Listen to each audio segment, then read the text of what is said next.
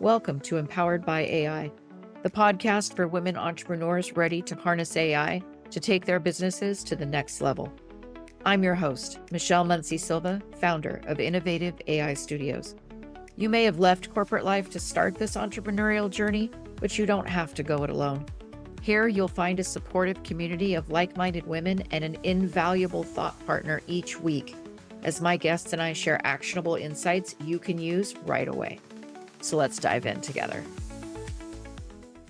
Okay, Blume, I think as an artist, you bring such a unique perspective on creative uses for AI, and I am very much looking forward to learning more about how you're shaping your artistic passions with AI. So, can you tell us a little bit about your journey?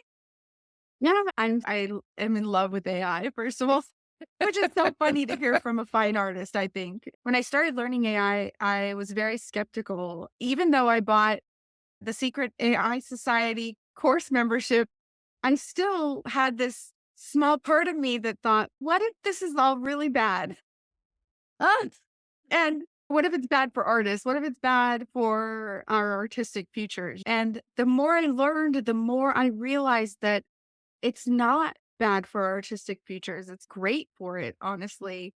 I feel like there's this I don't know how to describe it, this symbiosis almost between the two, Yeah. where AI can help fine artists and fine artists can help AI. We can train it to be better at and more creative, and it can also help us be more creative by producing some things we might not have thought of. But yeah, the more I learn it, the more excited I am, the more I realize it's really a tool. It's a tool for creativity. It's a tool to help people that feel like they're non-creatives and creatives. I feel like everyone will benefit from it once they really learn it. I think until you dive in and really start using it and practicing with it, you don't see the possibilities yet. And you've grown up in a family of creatives, have you not?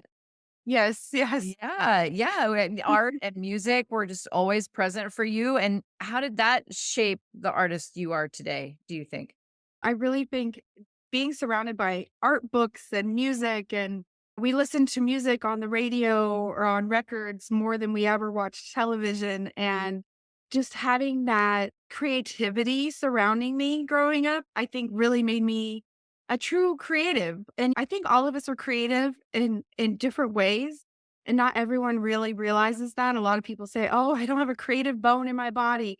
And you have to. I really think as a human, you have to be creative. You have to, maybe it's just in the way that you parent or in the way that you approach your job. Everyone has creativity. They just don't know to call it that, I think sometimes. Yeah.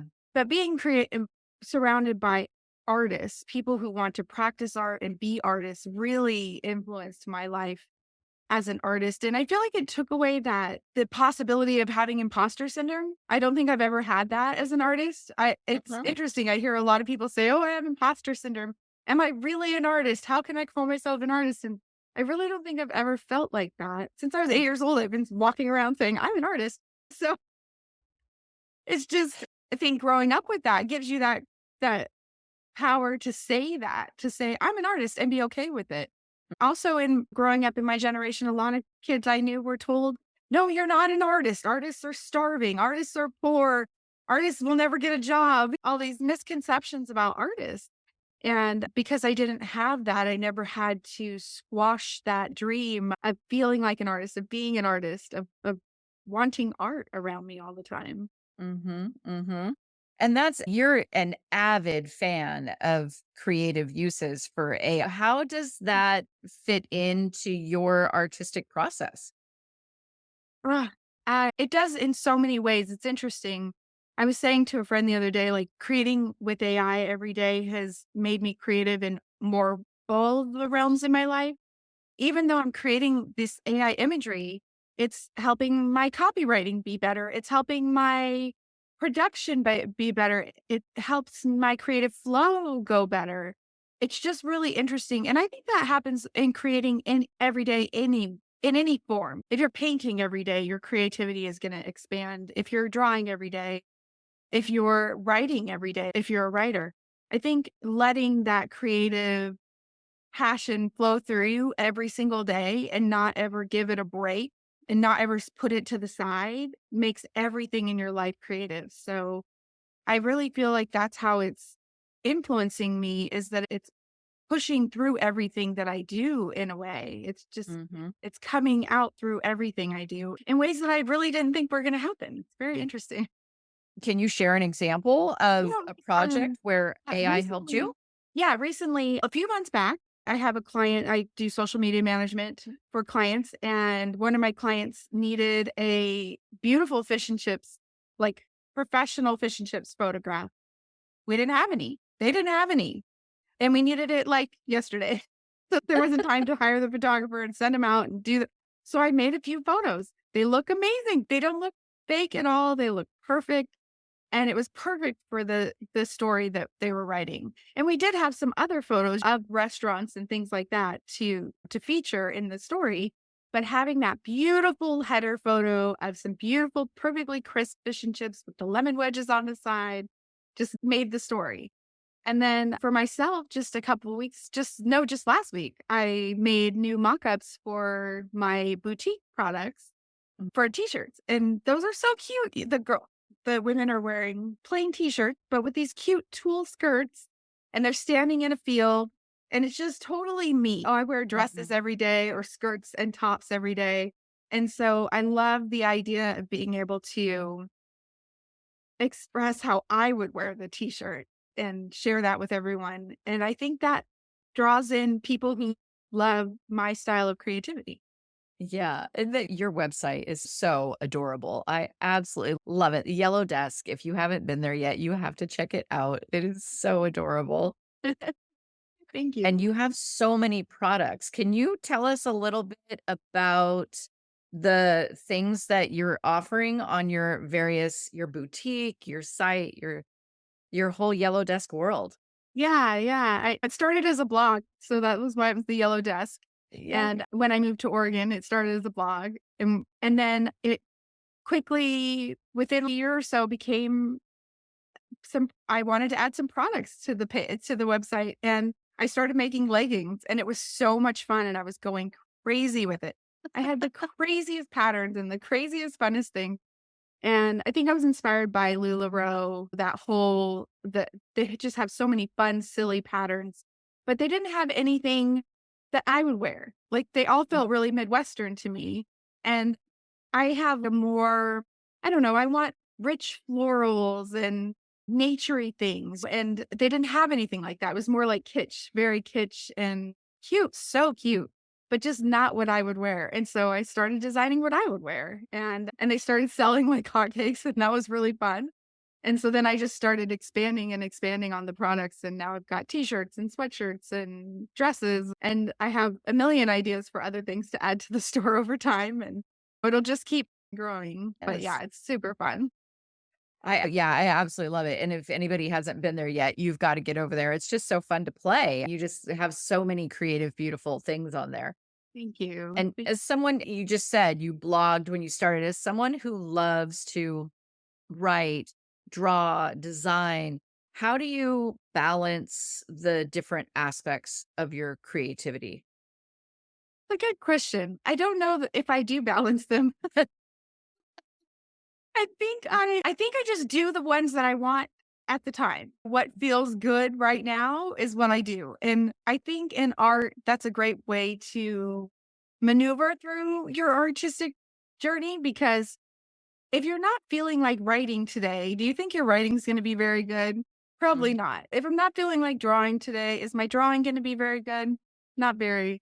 So I think what you're feeling in the moment, what you're passionate about, if you close your eyes and give yourself a minute and say, what do I really want to do right now? And then you let that be the thing you do in your art, that will be the thing that comes out more better, more exciting, more fueled with your creativity, I think. Mhm. And I completely embrace that, maybe in a slightly different way, but, like, when I'm looking at, say, for example, a to-do list and it's just overwhelming to me. It's okay. There's just too much. I will find the thing that feels the easiest. Whatever that thing is, if it feels the easiest, I'll start there because the next thing I've been in and I'm like, oh, okay, if I just belted that out, my momentum has kicked in. And then the next thing comes up and it's okay, I can do that because I just got done with that. I'm going, I'm on a roll. And the next thing, it's a couple hours in, and you're like, okay, I just needed to listen to myself and follow that intuition. That's really true. I do the same thing too when I'm working on client work. I'll have this list of 75 things and I look at the list and it's, oh, this is overwhelming. How am I going to do any of this? And Uh-huh. like you said, if you just pick out a few easy things, I know a lot of people say eat the frog first. You do the big thing, the hardest thing first. But to me, sometimes that's not the way to get going if you're feeling overwhelmed. If you're already feeling overwhelmed, working on that big project is just going to make you sold out probably. You're going to get started and be like, this is why I didn't want to do this. It's hard. Hey, I'm just affirming now, just affirming the resistance. Yeah, yeah. And I love the fact that you bring up music and the fact that you specifically talk about records because my son recently discovered vinyl. I find that so fascinating. It's back. It's back. And they're paying way more for their vinyl than I ever did Oh, for yes. mine. But I really do think because he is a creative soul. Mm. He really truly is. And I'm wondering what that is. What does music mean to many artists? How does it shape your work in particular? Ugh. I'm not sure of the scienciness behind it, but I Mhm. do know that when I'm playing music and I'm creating, it affects it. If I'm playing something classical and dramatic, I feel like I create these more like dramatic, overwhelming pieces, maximalist. And when I'm playing maybe some bluegrass, maybe I make something lighthearted and funny and silly. Each each type of music seems to empower me in different ways creatively. And even just when I'm having a tough day at work, I put on some rap music. Makes me feel powerful. Put on some There you go. Lizzo and I just start bopping out to Lizzo and it just makes me feel like I'm on fire all of a sudden. I love it. I love it. And I'm wondering about because you and I were just talking before the show. We were talking about that idea of being in Oregon in the middle of the forest. And I remember during COVID, we talked so much about bathing in nature. Mm. And we talked about the need to get out into the world. And in that sense, that hiking or being in nature can help you mentally cope with what was going on. And I remember all the benefits of that people were talking about. And do you feel like your environment enhances and benefits your creativity as well? Absolutely. Absolutely. Moving here has really changed my creativity level. I think it's a slower pace of life. That in itself helps. Living in a rural area gives you less opportunity to always be running to the store, running to the fast food, running. There's no delivery. There's no outside interference when you live rural and you make your once a week trip to town and you do your errands. And so the rest of the week is filled with more open space and a slower pace of living. I still often get more done than most people in a day and Mhm. also do it while feeling like I had a lot of space in the day and a lot of breathing room in the day. And sometimes I feel like I get to the end of the day and I think, did I work today? I feel like I tended to the garden and I made some lunch and I had some water and what did I do? And then I look back and I go, whoa, you did this, and the list is long. But speaking back to the creativity and being in nature, it's moving here made me realize why writers book a retreat somewhere rural to go write their book, their next big book, or finish their book. It's because once you're away from the city sounds, the traffic, the emergency vehicles, even just children screaming at the park, which is a delightful sound, but all those sounds are interfering with your ability to have that quiet space in your head. And once you have that quiet space in your head, that's where the creativity comes. I remember this quote. I don't remember it exactly, but it's something to the effect of you can't, you have to get bored to get creative. And I think that's really true in a sense. It doesn't mean you have to be boring.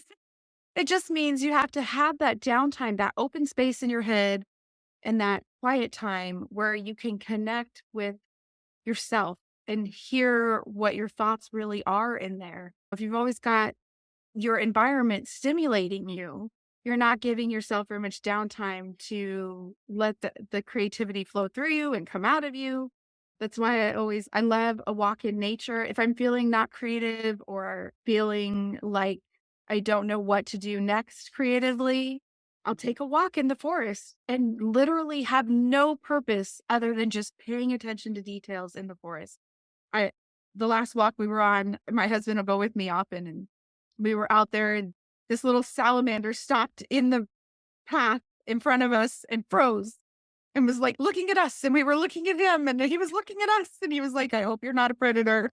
And you notice how his little eyes act and what size he is and what color, and that he's not just red. He's like red and brown, and he has these little gray speckles, and you start to notice all these little teeny tiny details. And I think when you get back from something like that, when I get home from my walk, all of those little details went into my mind and gave me new creative thoughts, things Mhm. that I don't think we can be creative without knowing details. It's like when writers, they say, write about what you know about.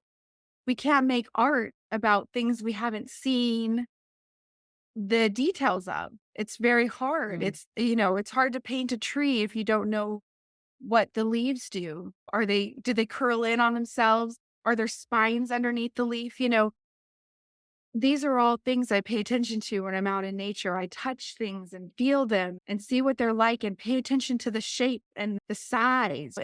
Does it have little tiny leaves or big leaves, or if, even like the greens in the forest? I love to play the game of how many greens are there in the forest because there's so many.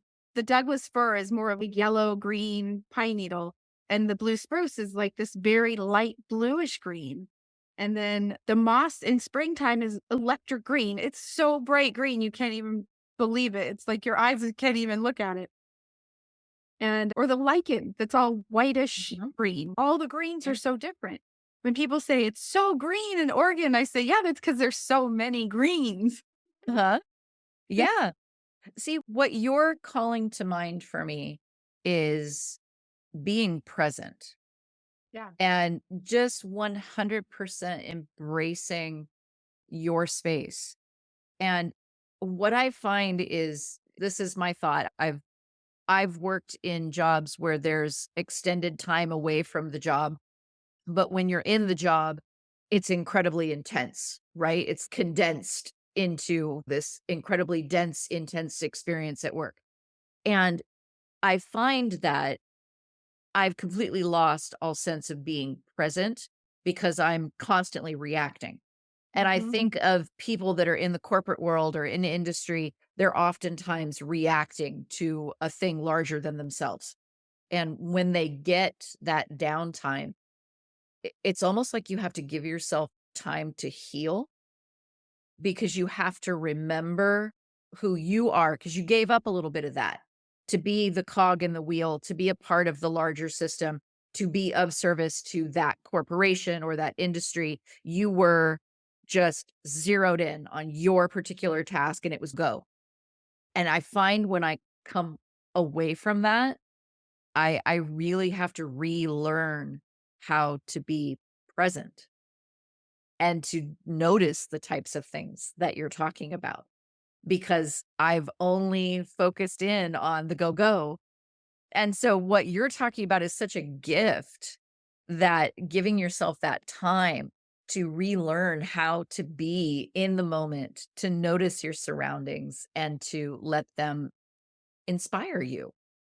Yeah. My husband teases me. He says, going for a walk with you is like going for a walk with a 5-year-old. He means that in a very sweet way, but also very true way because I'm stopping and going, look at this. Look. And he's just, yes, it's a berry. It's a leaf. He's so exasperated. But for me, there's so many details. Look at how this leaf acts. Look at the spines in it. Look at how these mushrooms are. Why do these mushrooms grow teeny tons like this? And why do those other mushrooms go big and spaced apart? It's just all these little things that that I love to think about and to notice. I also think it brings a lot of joy to do that, to Mhm. pay attention to those little things. I read a book a while back. Oh, I wish I could remember the name off the top of my head. It's escaping me. Anyway, I read this book recently, and she was talking about how at the beginning of the book, she talks about how you can go for this walk every single day to get your steps in or get out in nature. You go for the walk every day and you don't pay attention to anything. You have a podcast on and you walk and you get home and you take your shower and you go to work. She's like, but if you take that walk every day and you try to notice the birds and the trees and the things that change every day. Today, there's that electric green moss, and Mhm. next week there's mushrooms, and next week there's this, and you notice all the little things. Now there's some wildflowers coming up. If you keep noticing all the new little things and the changes on that walk every time, it's going to bring you so much more joy to your life than just trudging through the walk and being like, I have to get this done and get home. Yeah. And she talks about talking to this crow eventually on the walk and how it like healed her to talk to this crow every day. And she's, I have no idea it was the same crow, but she just felt like she was talking to this crow every time. And she would say hello and ask it how its day was. And she would tell it, the crow, how her day was. And it just changed her whole perspective on things. And I really do think, I think everyone can access that. Even if you're working in a corporate job or if you have a commute or whatever it is, I think you can still experience that in your day. You just have to find that little piece of time. Like maybe it's on your lunch break, you take a little walk and notice all the details. Even in the city, notice the cracks in the sidewalk. Notice what people walk down the street that day, what they're wearing. Maybe you see the same guy at the hot dog vendor. Like I used to go to LA a lot and there'd be the little hot dog vendors on the corner. Oh my gosh, they made the best food. Anyway, Yes. Street food is awesome. yes. But you pay attention to what he wears every day. Today he's got the red pants on. Tomorrow he's got the blue apron on. What does he wear? Who is he? What's his name? Ask him, talk to him, say hi. Just noticing details about people, about your environment, about things really can bring you not only creativity, but like joy in your life. And I think you can get that even still working corporate. You might not be getting it in those hours you're at the desk working away, but you can get it each day at the end of the day, at the beginning of the day, on your lunch break, somewhere in there, give yourself 10 minutes, 15 minutes a day and just notice everything. Even if you just sit on a bench and look at the sky, I promise it will improve your mood and your creativity and everything, really. And when we're creative, don't we think of better solutions? I think we are better concept thinkers when we're being creative than if we're not creative. If we're not creative and we're in that corporate job, and someone says, I need you to do this, and that's like impossible, everyone goes, oh, how are we going to do that? But if you've been practicing that mindfulness and that creativity and letting that creativity flow through you, when that gets thrown at you, you're going to say, hey guys, I have the coolest idea. Let's do this. And everyone's going to go, whoa, how did you think of that? And it's just going to be because you were letting creativity come out of you, through you, in you, out of you. And it's not painting, it's not drawing, it's not writing, it's not dancing, it's not any of those things specifically. It's just letting all the tiny details exist and notice them. Do you think that intuition is a piece of this? Is that part of hearing yourself again, being present with yourself again? Definitely. Definitely. I think we lose our intuition when we have a lot of outside influence, when we have TV running 24/7 in the background, when we're at work and there's everyone's talking in the background or there's meetings going on, phones ringing. All those things are blocking our intuition, honestly, because it's that same needing space and time. When I can't decide on something, I always say I need to sleep on it. And it's true. It's not technically the sleep that's going to solve the problem. It's allowing the time and space to come up with a solution and with an answer. Mhm. And without that, how can we find the answer? Yeah. No, that's right. That's right. So, Bloom, I'm interested. Your boutiques, your artistic work. There's so much that what role do you see AI playing for you in the future of all of this beautiful business that you have going? It's already playing a big role in, like I was saying, making the mock-ups, and I Yeah. created a AI video ad the other day for one of my Did products. It's the first one I've you? done, so that was really fun. So it's already playing a big role in that business, and I think it's definitely going to play a big role in my new business that I'm building. I'm building a membership and set of courses for artists that want to learn to make some passive income using print on demand. Ooh, tell us more. Tell us more. And we're going to use AI as our assistant to make that happen. And so I think between being able to take your art and put it on products so that you can sell more of it, when you have one painting, you can only sell one painting.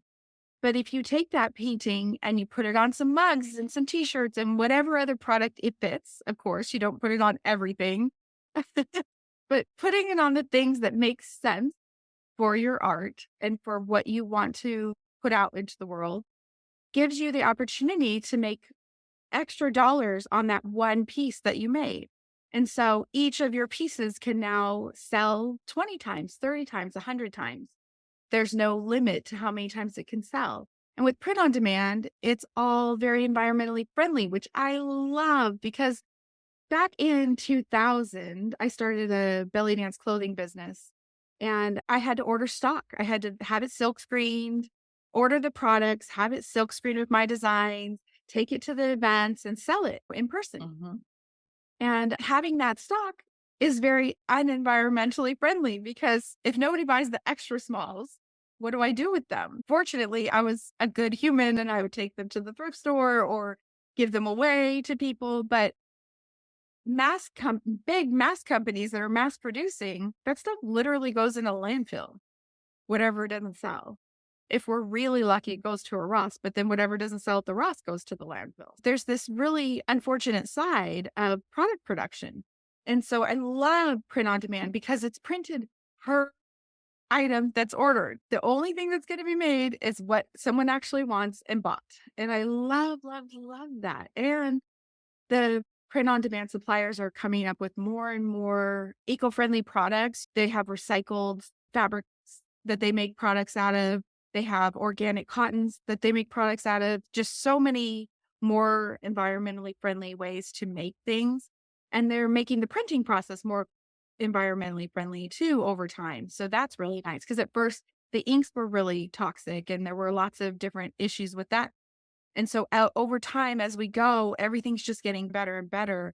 And I really hope that we're trending towards that kind of product production in the future and maybe not mass product production. It would be so nice to see that happen because knowing that all the kitty sweatshirts that didn't get sold are going in a landfill somewhere is just an awful thought.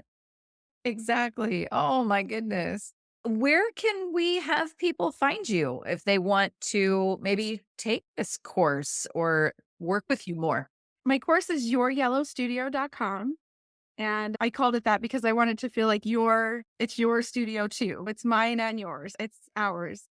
And you can sign up to be on my email list and that'll get you on the wait list. And I'll be sending out updates and information as we get closer. I'm in the middle of course creation right now. So I'm writing outlines for all the courses. I just I'm working on the creativity module right now, which is really fun. It's talking about a lot of the stuff I'm talking about today, where we do some different exercises to let our muse back in and let that creativity flow out of us again. And I think that is something that we all need. And that's towards the end of the courses, just so that we get the good stuff going first, but then we come into how to keep that creativity going and what to do when it gets blocked. That makes sense. Oh, that sounds so exciting. I think I'm going to be on your wait list. I'd love I to. love it. Oh my goodness. Thank you so much for sharing your time with us. I so appreciate it. It's so fun chatting with you. And this AI journey is so exciting. And it's so fun that we got to meet through the course. And I just think everything that everything that AI has touched in my life has just been a really great positive thing. I agree. I have been completely enthralled. I feel like it's waking up something that has been dormant in me for a really long time because I grew up with a boomer dad and a boomer mom, and it was, "You better find a way to make some money." And so it was what you said at the beginning, it's you didn't have to go through that. Oh, that was my whole upbringing. What are you gonna do? What are you gonna do that's gonna make you some money? And so I was a very good girl for a very long time, Yeah. and I did the position. I'm actually one of those rare birds that has a pension coming to me. Actually, I'm like, "Wow, I really made my boomer parents proud." Yeah, So right. they're right, but at the same time, it's like when I hear about the leveling of the playing field that AI is bringing to the table, I feel like I'm one of those people Yeah. because I pushed the creativity aside for a very long time, and the things that I wrote, the things that I created, they all were just, "Oh, that's a nice hobby. You're so good at that. And what's your career gonna be?" And they did it with love, and it was never anything malicious. But I feel like AI has looked at this, it has become, I should say, this way for me to look at that work again and be like, "Oh my gosh, that's right. That was in there. That was in me." I remember now. Now, I think all of us as children, don't we grow up with crayons and coloring books and paints? And don't we all become little artists when we're small? There's almost no 100%. artist I've ever talked to that said, "Oh, I didn't draw or paint when I was a kid." I think we Yeah. all did, artist or not. And I think the difference is that whether or not you allowed yourself or your parents allowed you or whatever society allowed you to progress down whichever path you ended up on. And I even went on the corporate path at one point as a young person. It started as a creative job. I worked for a portrait studio, taking like fine portraits, family portraits, boudoir portraits, those kinds of things, Yeah. and then ended up working for Kodak. And so it was like this weird, like photography to film sort of thing. And working in corporate, while it was very lucrative financially, it also felt like it sucked my soul out. That's yeah.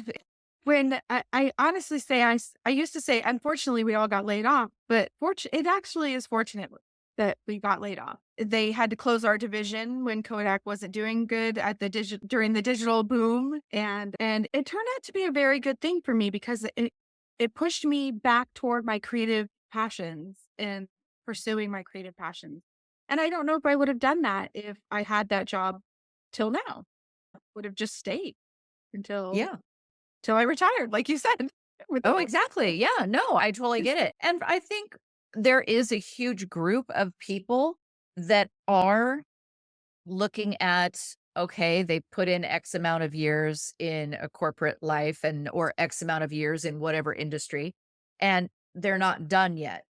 Mm. So now what do I do? And again, we go back to AI. It's this amazing leveling the playing field. What do you want to do? Here's a personal assistant that's going to help you Yeah, bring that idea into reality.